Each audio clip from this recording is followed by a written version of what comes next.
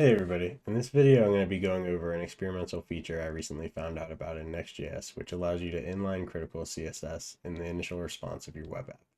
The odd thing is that despite this post being over a year old, it doesn't seem like it's referenced in the Next.js docs and seems virtually unsearchable from Google, which might mean that they plan to drop support for it, but I think it's a pretty sweet feature, so I wanted to make a video about it. I have two versions of one of my apps up so that I can show you what this feature actually does. So on the left tab, I have a vanilla Next.js app, and on the right tab, I have the same app except with optimized CSS turned on. So in a typical application, the first thing your browser will do is request an HTML document. And in this document, you'll see a bunch of unstyled HTML, and you'll generally also see these links to style sheets that have rel equals preload. This signifies to the browser that the styles from these style sheets are necessary for the initial render of the HTML document, so that you don't get a horrid flash of content when the initial response is completely unstyled, like this.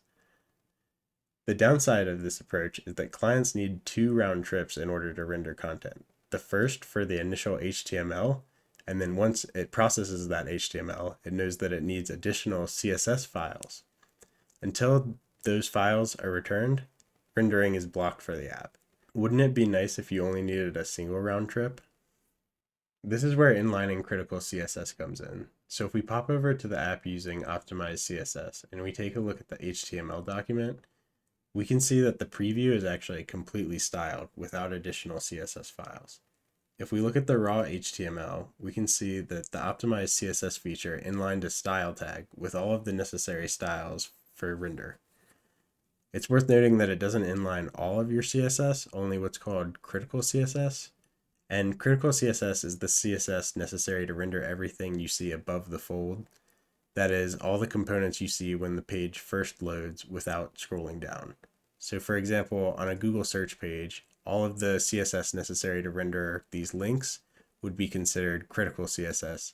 But if we scroll down, the CSS controlling these related searches would not be considered critical CSS. The other thing you might notice is that there aren't any style sheets with preload in the response. This means that there aren't additional files blocking the render. Just load the HTML file and your browser is ready to render. That's pretty sweet, right? If we run web page test against the two apps, we can see that the addition of optimized CSS improved metrics pretty much across the board with the exception of total bytes.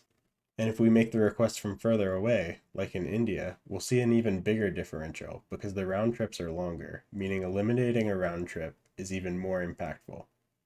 So if inlining your styles improves performance for requests both near and far, should we all migrate our apps to use this approach? Not quite. Besides this feature being experimental, there's another factor that these tests don't really account for, and that's local caching. On a user's first visit to your site, the rendering will likely be faster when using the optimized CSS strategy.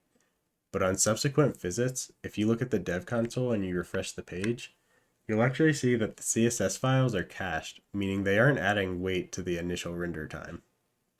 Your HTML page won't typically be cached, so the extra weight that inline styles are adding are always going to be there, meaning users may actually have slower renders on subsequent visits. So where does this leave us? Hopefully I gave you the tools to build a proof of concept and test it out for yourself.